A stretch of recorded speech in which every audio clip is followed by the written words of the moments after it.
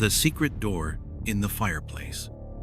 In the year 1983, the Morrison family purchased an old colonial house near the historic center of Salem, Massachusetts.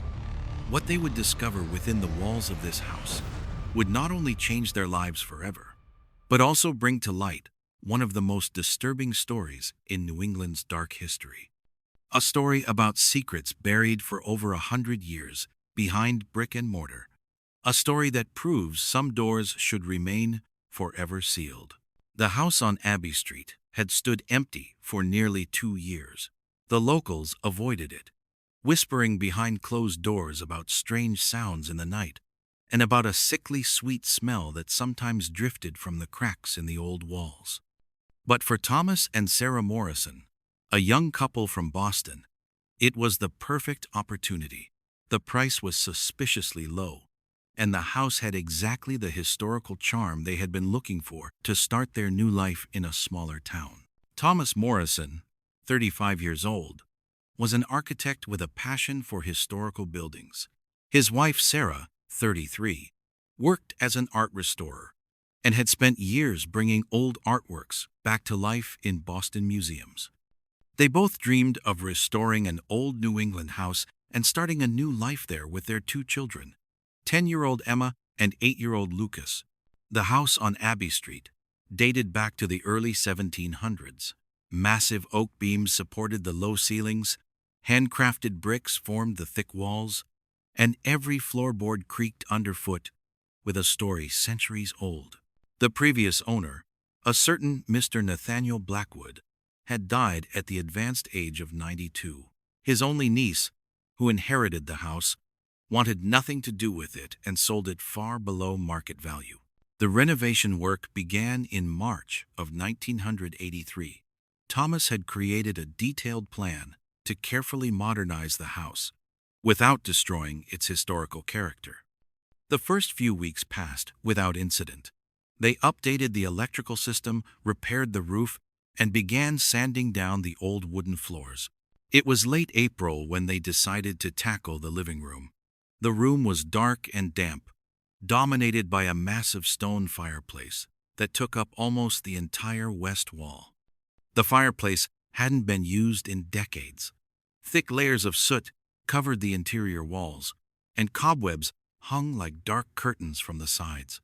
Thomas wanted to make the fireplace functional again. It was an impressive example of colonial craftsmanship from the 1700s, with artfully hewn sandstone blocks and a massive iron grate decorated with ornate patterns. On a sunny Thursday morning, he began the cleaning process. Sarah helped him remove the centuries-old soot. The work was tedious and dirty. Black dust swirled through the air, making them cough. But after several hours, the beautiful sandstone began to shine through again, and they could glimpse the original splendor of the fireplace. It was Lucas, their 8-year-old son, who first noticed the irregularity. While his parents were working, he had climbed into the fireplace and examined the interior walls with a flashlight. Suddenly, he called out excitedly, "Dad, there's something weird here. These stones look different from the others." Thomas crawled next to his son into the fireplace. In the beam of Lucas's flashlight, he recognized what the boy meant. On the right rear wall, about half a meter above the fireplace floor, there was an area of approximately 1 square meter where the stones had a different color. They were lighter, less sooty, and the mortar between them looked noticeably newer than the rest of the wall. Thomas knocked on the spot with his knuckles. The sound was different, more hollow. Behind this wall was definitely a cavity. His architectural experience told him immediately that this was not an original construction. Someone had later bricked up an opening. In the following days, Thomas could think of nothing else. He examined old building plans of the house that he had found at the Town Historical Society, but no door in the fireplace was indicated there. He questioned neighbors and longtime residents of Salem, but no one knew anything about a secret opening on Abbey Street. Sarah was more skeptical. Maybe it was just an old niche for firewood, she suggested, or a smoke vent that was later bricked up. But Thomas sensed it was more than that.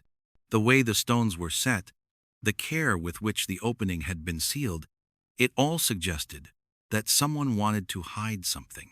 At the end of May, Thomas made a decision. He would open the wall. Sarah wasn't thrilled, but his curiosity was stronger. On a Saturday afternoon, while the children were staying with Sarah's mother in Boston, he carefully began to remove the mortar between the stones. The work progressed slowly. The mortar was surprisingly hard, much harder than he would expect for the age of the repair. After 2 hours, he had loosened the first stone. He pulled it out and shone his flashlight into the opening. Behind it was indeed a cavity, but it wasn't just a small niche. The flashlight beam was lost in complete darkness. Thomas felt his heartbeat accelerate. This was something bigger, much bigger than he had thought. The next few hours passed in a blur.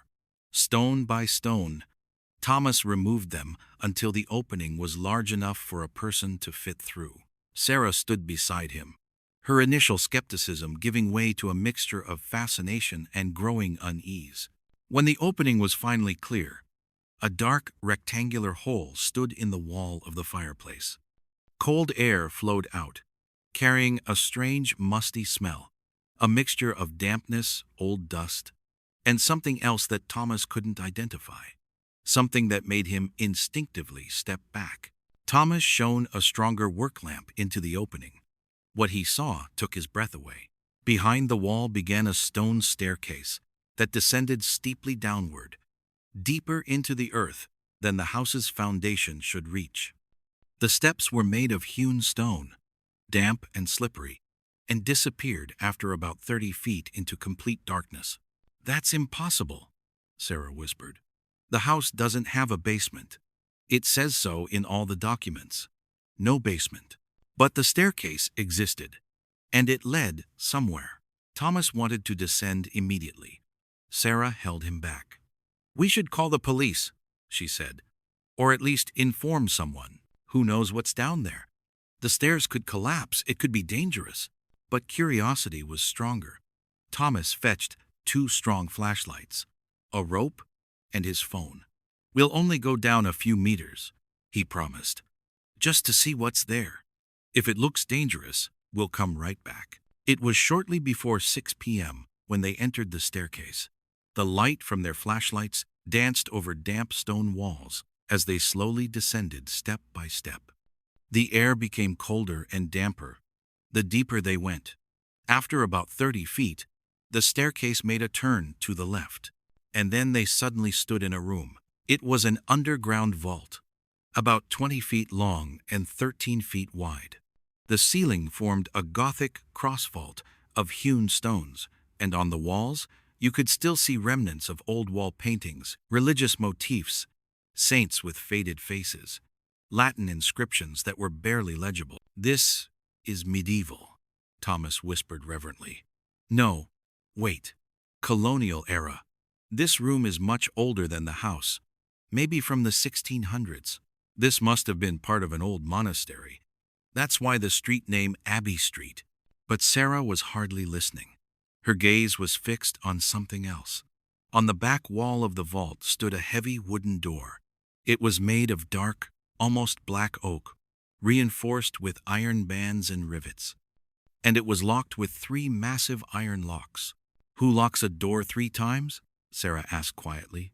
"Who goes to such trouble and then bricks up the staircase behind it?" Thomas stepped closer to the door. The locks were old but massive. He pulled on them, but they didn't budge. Then he noticed something on the door itself.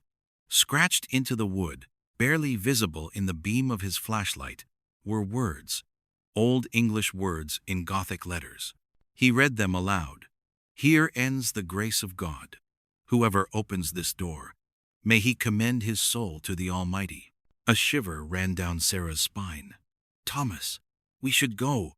We should leave now and forget about this door forever." But Thomas was mesmerized. His fingers traced the old letters, the dark wood, the iron fittings. "Someone locked something in here," he murmured. "Centuries ago. Something that should never come out again. If you want to know what's behind this door, stay tuned. because what the Morrison family would discover in the coming weeks is one of the most disturbing stories ever found in an American home. Hit the bell icon so you don't miss the next part. In the following days, Thomas could think of nothing else. The underground room, the mysterious door, the ominous warning, it all wouldn't leave his mind. He began to research. Night after night, he sat in the Salem Public Library and pored over old chronicles, church records, and town archives. What he found was both fascinating and disturbing. The house on Abbey Street had indeed been built on the foundations of a colonial-era monastery. St. Benedict's Monastery had stood there from the mid-1600s to the early 1700s, but was then abandoned during a period of religious upheaval. The monks had been driven out, and the buildings were largely torn down or converted. But in the records, Thomas found something strange. In the year 1687, shortly before the monastery's abandonment, there were several entries about a special prisoner who was kept in the lowest vaults. The entries were cryptic and incomplete, but they all emphasized that this prisoner must never be freed and that the seals must be maintained at all costs. Even stranger was a document from the year 1704. It was a letter from the last abbot of the monastery to the mayor of Salem. In it, he urgently requested that the lowest chambers be sealed and never reopened. He wrote of a danger that no living man can understand, and of things that are against God and nature. The monastery was closed shortly thereafter.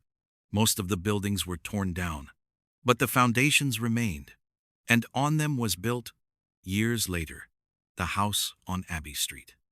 Apparently, the builder had known that there were colonial-era vaults beneath the house, and he had deliberately sealed the access through the fireplace. Thomas found out that the house was built in the year 1726 by a wealthy merchant named William Hartwell. Hartwell was a pious man who donated generously to the church. In his will, which Thomas found in the town archives, was a remarkable addition.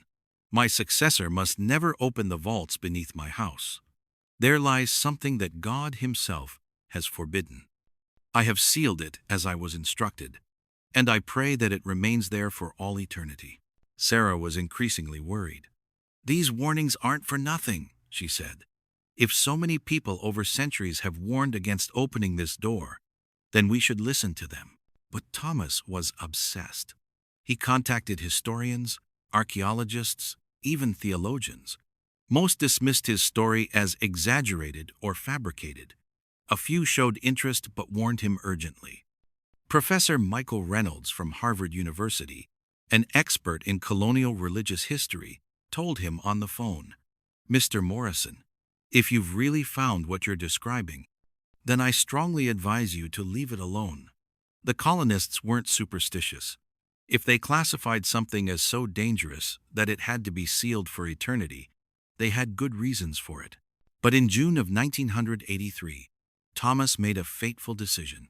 He would open the door. He contacted a locksmith friend, invented a story about an old family heirloom locked in a trunk, and obtained professional tools for opening old locks. On a Wednesday evening, when Sarah was visiting her sister with the children, Thomas descended alone into the vault. He had brought a video camera to document everything. The tape from this recording would later play a crucial role in clarifying what happened. In the beam of his work lamp, he set to work on the first lock.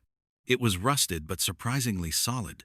For almost an hour, he worked with various tools until he finally heard a soft click. The first lock sprang open. On the videotape, you can hear Thomas's heavy breathing. "First lock open," he says into the camera. "No unusual resistance." Now the second one. The second lock was more complicated. It seemed to be a special mechanism that Thomas had never seen before, but after another 40 minutes, he succeeded here as well. The lock clicked, and the second bolt gave way. When Thomas reached for the third lock, something strange happened. On the videotape, you can see him suddenly pause. His hand trembles. "It's gotten cold," you hear him whisper. "Really cold, as if." He breaks off, shakes his head, continues working. The third lock resisted stubbornly. On the tape, you see Thomas sweating, cursing, trying new tools again and again. Then, after over an hour, a loud snap. The last lock opens. Thomas stands breathing heavily before the door. His hand rests on the iron door handle. "Okay," he says into the camera. "All 3 locks open. I'm going to open the door now." He pulls on the handle. The door doesn't move. He pulls harder. Still nothing. With a shoulder thrust, he tries to push it open. Suddenly, with a loud creaking that sounds painfully loud on the tape, the door gives way. A wave of cold air flows from the opening. Thomas steps back, coughing. On the tape, you see the camera shake. The smell, you hear him gag. My God, the smell. Then he points the camera at the opening. What you see makes the blood freeze in your veins. Behind the door is not another room, as Thomas had expected. Instead, a narrow passage begins there, barely more than 3 feet wide and little higher. The walls are carved from raw rock, damp and covered with a strange, slimy substance. The passage leads steeply downward into complete darkness. But the most disturbing thing is something else. On the walls of the passage, beginning just a few feet in, you can see scratch marks in the beam of the camera. Deep, desperate scratch marks. As if someone or something had tried to claw their way out of the passage. And between the scratch marks are stains. Dark, ancient stains that could only be one thing. Blood. "This can't be," you hear Thomas whisper. This is impossible." He takes a step into the passage. The camera shows his feet and something on the ground. Bones. Small bones scattered in the dust and dirt of centuries. Human finger bones. Suddenly, a sound from the depths of the passage. A scraping, a scratching, very quiet but unmistakable. Thomas freezes. The camera swings frantically around, searching for the source of the sound. But there's only darkness.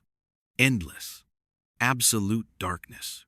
And then, at the very end of the camera's light cone, for no more than a second, a movement. Something white, pale, that moves and immediately disappears back into the darkness. Thomas screams. The camera falls to the ground. You hear heavy footsteps, panicked gasping, the echo of his flight through the vault. Then silence. The videotape ends here. What Thomas saw in that moment, he would only be able to fully describe weeks later. And even then, everyone who heard his statement said it was clear that he wasn't telling everything, that there were things he saw that his mind didn't dare to process. When Sarah came home that evening, she found Thomas in the living room. He sat on the floor, his back against the wall, staring at the fireplace. In his hand, he held a hammer. The hole in the fireplace wall was bricked up again. He had bought fresh bricks in panicked haste and sealed the opening before Sarah returned. "We have to leave," was all he said. "Immediately. We have to leave this house." But they couldn't just leave. They had invested all their savings in the house. Their children had just started at the new school. And most importantly, Thomas couldn't explain to anyone why they had to leave. His story sounded too fantastic, too unbelievable. In the following weeks, Thomas tried to convince himself that he had had a hallucination, that the darkness, the old warnings, and his own expectations had made him see things that weren't there. He carefully bricked up the hole in the fireplace, plastered and painted the spot until nothing could be seen of it. But the nightmares began. Every night, Thomas dreamed of the passage. Every night, he saw that white, pale movement at the edge of the light. And every night, he woke up drenched in sweat, with the unshakable certainty that there was something down there, something that had been locked up for centuries, something he had awakened. By the end of July, Sarah also began to notice strange things. At night, she heard sounds from the living room, a scratching, very quiet, that seemed to come from the fireplace. During the day, when the sun shone through the windows, She imagined that the room was colder than the rest of the house, and several times, when she was alone in the living room in the evening, she had the eerie feeling of being watched. The children sensed it too. Emma refused to go into the living room alone in the evening.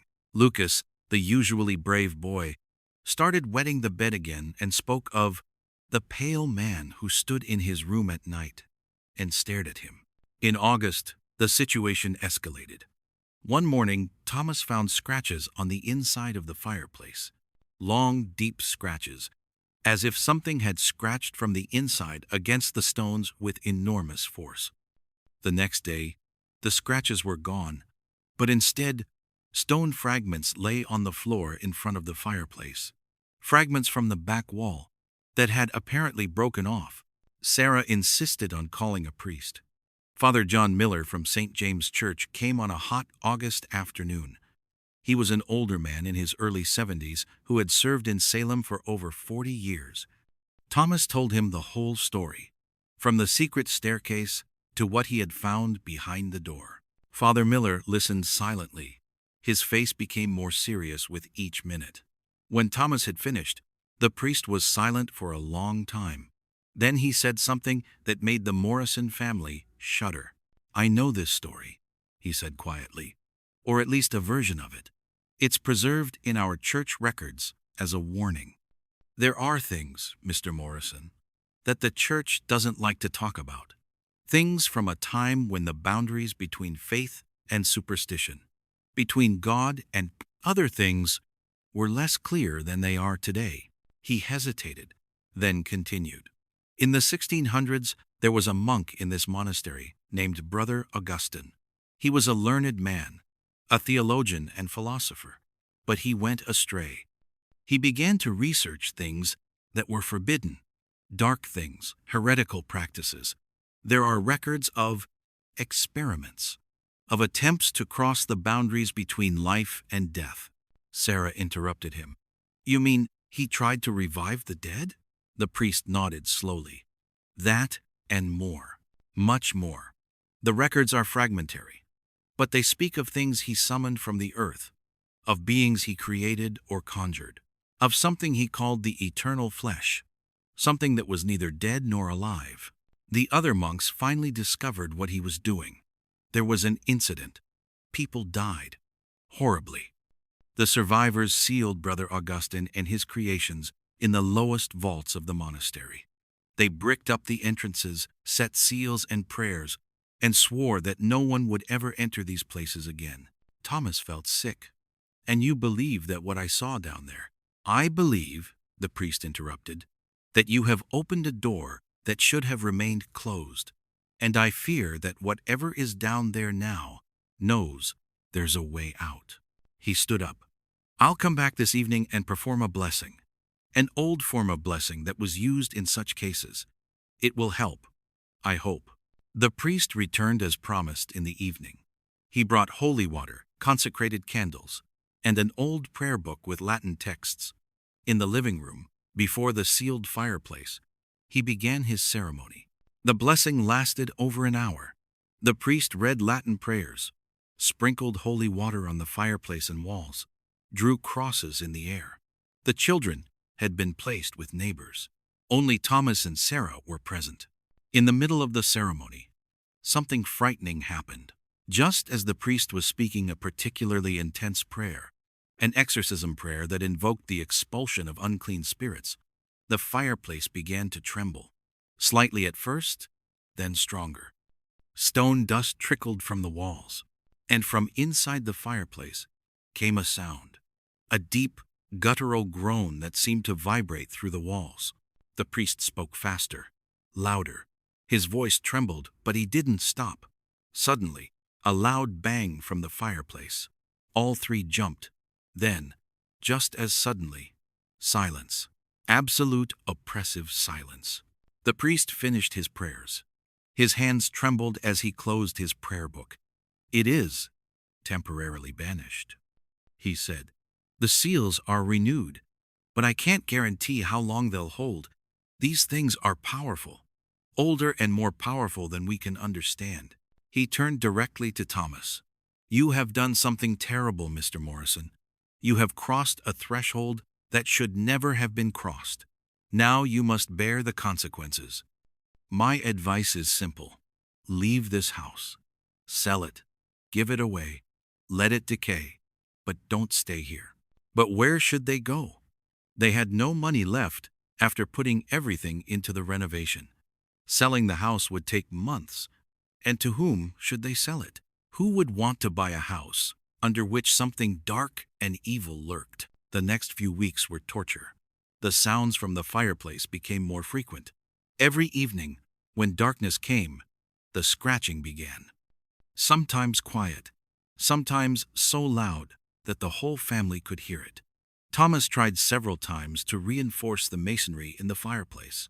He added more layers of bricks, filled the cracks with extra strong mortar, sealed everything with concrete. But it didn't help. Whatever was down there, it was getting stronger. At the end of September, the unthinkable happened. Emma, their 10-year-old daughter, was awakened in the middle of the night by her own screaming. When her parents rushed into her room, the girl wasn't there. The window was wide open, although they had closed it. A trail of dirt and something that looked like clay led from the window to the door. They found Emma in the living room.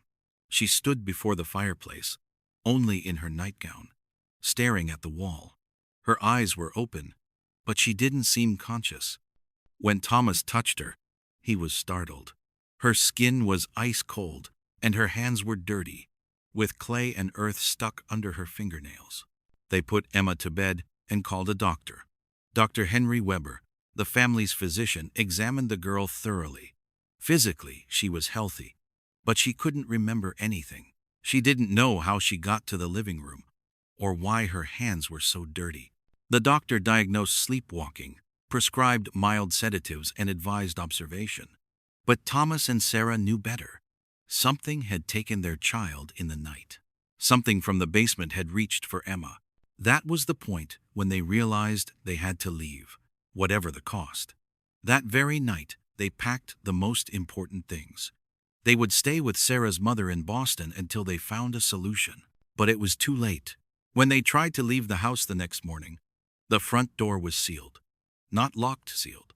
A thick layer of a clay-like substance had spread over the entire door, flowed into the cracks, and made it unopenable.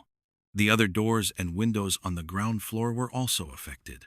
Whatever was down there, it didn't want them to leave. Thomas tried in panic to remove the substance. It was hard as stone, but had an organic, almost fleshy texture. With tools, he finally managed to open a window on the second floor. They could get a ladder and leave the house. But when they were outside, when they stepped onto the street and turned around, they saw it. In the window of the living room, behind the curtain, stood a figure, a tall, pale figure watching them. When they looked longer, the figure moved. It waved to them, slowly, methodically, almost mockingly. The Morrison family ran. They ran to neighbors, called the police, told their story. And of course, no one believed them. The police investigated the house but found nothing unusual. No sealed doors, no figure at the window, not even the hole in the fireplace. Everything looked completely normal. Only one young policeman, a certain Mark Schafer, partially believed them. He had himself heard stories about the house, rumors that had existed for generations. He promised to investigate the matter further. Mark Schafer went to the house several times in the following days. He questioned neighbors, searched archives for more information, spoke with the old priest. And the more he found out, the more he realized that the Morrison family's story was just the latest in a long series of strange events connected with this house. The house had never been lived in for long. On average, owners stayed only 2 to 3 years. Many had disappeared or died under mysterious circumstances. Old Mr. Blackwood, the last owner before the Morrisons, hadn't left the house for the last 20 years of his life. Neighbors reported that he had a panicked fear of the thought that the house might stand empty. He always said, an old neighbor told Schafer, that the house must remain occupied, that it needs someone living there. He said if the house stands empty, it comes out. Schafer decided to spend a night in the house, alone, with a camera and a radio. It was early October 1983, a stormy night when the wind whistled around the old colonial houses and rain lashed against the windows.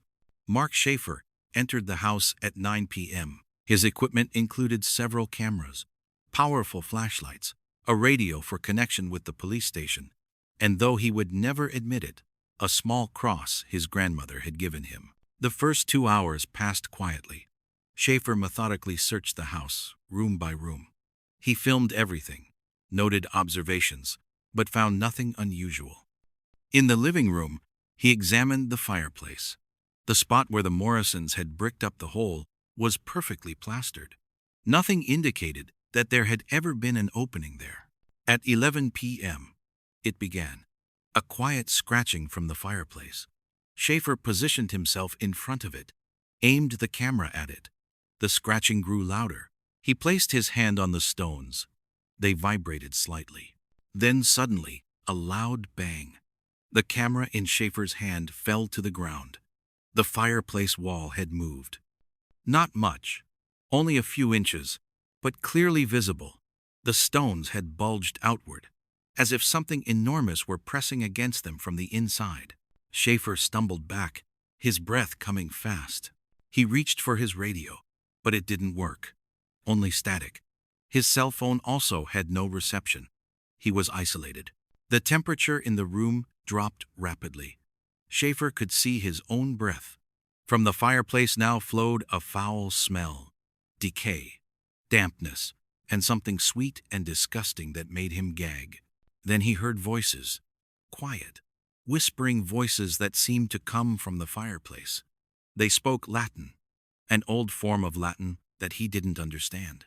But the tone of the voices was clear. They were pleas, begging, desperate prayers.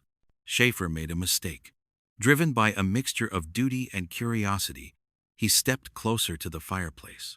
He shone his flashlight into the dark opening where the fire normally burned. And there, deep inside the fireplace, he saw it. Eyes.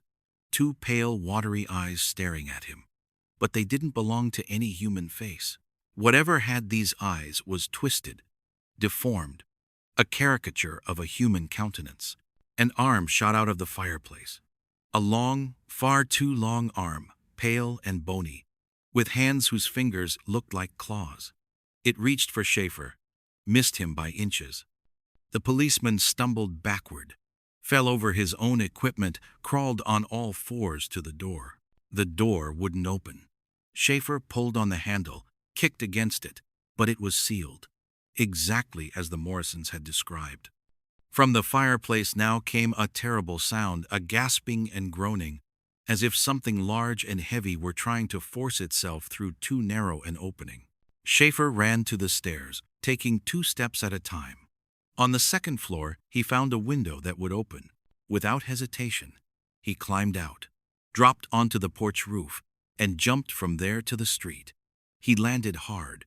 Something cracked in his ankle, but adrenaline kept him running.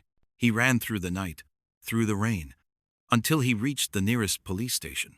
There, he collapsed. His report, written down in the early morning hours of the next day, became an official document that still exists today in the Salem Police Archives. It's one of the strangest documents in American police work history. The next morning, an entire team of police officers returned to the house. They found Schafer's equipment scattered in the living room. The cameras were damaged, but the memory cards were still intact. What they saw on them made even the most experienced officers shudder. The recordings showed everything Schafer had described. The scratching, the bulging wall, and at the end, in the last seconds before the camera failed, something inconceivable. A pale, skeletal figure partially protruding from the fireplace. Its 2 long arms reaching toward the camera. The image was shaky and of poor quality, but the implication was clear and horrifying. The police decided to seal the house. No official evacuation, no big announcement, just a quiet sealing.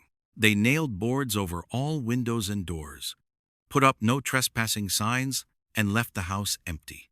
The Morrison family was compensated, an unusual step decided at the highest level of the city administration.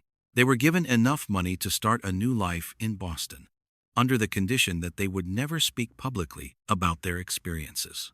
They signed a non-disclosure agreement that is legally binding to this day. The house on Abbey Street still stands, empty, sealed, shunned.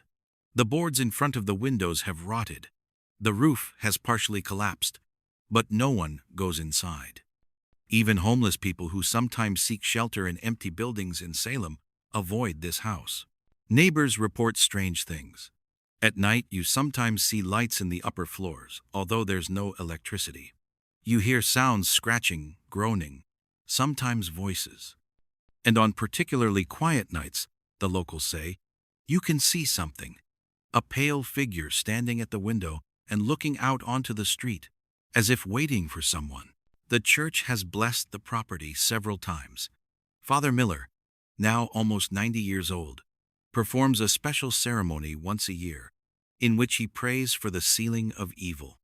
He's convinced that only constant spiritual vigilance prevents what lies under the house from breaking out. It's still there, he says. Whatever Brother Augustine created or summoned centuries ago, it still exists. The door was opened, the seals were broken. We can only contain it, not destroy it.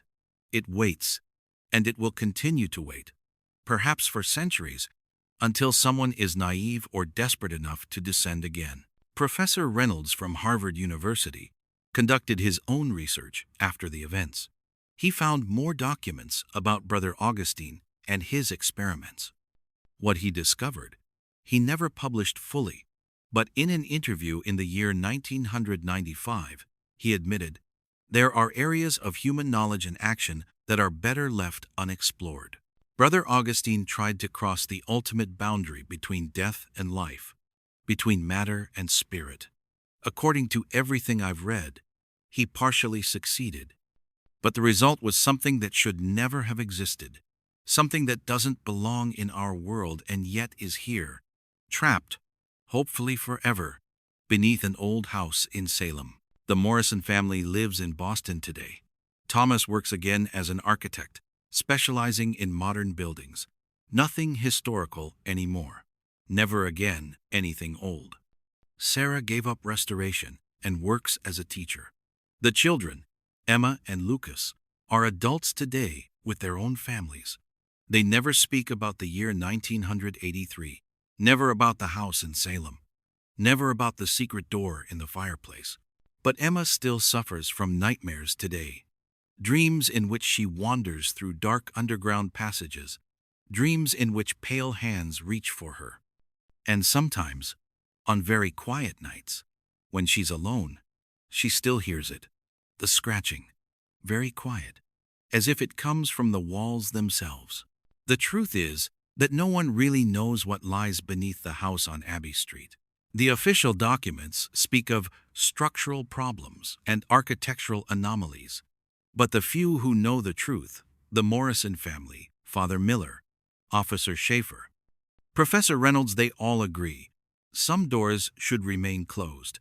Some secrets are too dark to be revealed. And some places are cursed with an evil that is older and more powerful than we can ever understand. The house still waits. The door in the fireplace, now resealed by the panicked work of a desperate man, still holds. But for how long? The locks were opened. The seals were broken. Whatever is down there now knows that there's a way out, and it waits patiently, eternally. In the archives of Salem City Hall, there's a file marked Top Secret. In this file are all documents about the house on Abbey Street, the Morrison family's reports, the police records, the videotapes, the witness statements. On the first page of the file, written in red ink, is a simple sentence. This building must never be demolished, sold, or inhabited again. The seals must be maintained at all costs. But in our modern times, when old warnings are often dismissed as superstition, the question arises, How much longer? Salem is growing. Real estate is becoming scarce. And the old house on Abbey Street sits on valuable land. Eventually, someone will come up with the idea of tearing it down and building something new. And then the bulldozers will come. We'll tear down the old walls. We'll dig deep into the earth. And what happens then? When the last physical barriers fall, when what has been locked up for centuries is finally free, no one dares to think about that. The story of the secret door in the fireplace is a warning. A warning that there are things we don't understand, things that shouldn't be understood. Some secrets were hidden because people much wiser than us recognize that knowledge itself poses a danger. The colonial era monks, often mocked as superstitious and ignorant, perhaps knew more than we give them credit for. They recognized dangers that we, with our modern rationality, can't even perceive. And they did everything in their power to lock up these dangers, to seal them, to hide them for eternity. Thomas Morrison deeply regrets what he did. In an interview that I was allowed to conduct under the condition of strict anonymity, he said, "I thought I was smart. I thought I was solving a fascinating historical mystery. Instead, I awakened something terrible, something that should have been sleeping. If I could turn back time, I would never have bought the house. Or at least, if I had noticed the irregularity in the fireplace, I would have ignored it. Some things are hidden for good reason, and now I have to live every day with the knowledge that I may have set something in motion that could have terrible consequences." If you enjoyed this story, or rather, if it shook you as much as it did me, then subscribe to the channel and hit the bell icon. Because America is full of old houses, old stories, old secrets. And many of these secrets are even darker than what I've told you today. Comment below if you've ever experienced something unexplainable in an old building. Maybe there are more houses out there with secret doors that should remain locked. Maybe the Morrison family's story is just one of many. And maybe, just maybe, one of these houses is very close to you, and you just don't know it yet. The house on Abbey Street still stands, empty, dark, waiting. And deep beneath its walls, behind a secret door in the fireplace, behind triple locks and desperate ceilings, is something. Something that should never have been awakened. Something that now knows the world above it exists, and it waits. The true horror story isn't what Thomas Morrison saw when he opened the door. The true horror story is what might still come. Because doors, once opened, can never be fully closed again. And what has once been awakened never really sleeps again. Sleep well tonight. And if you live in an old house, if you have an old fireplace, then listen carefully.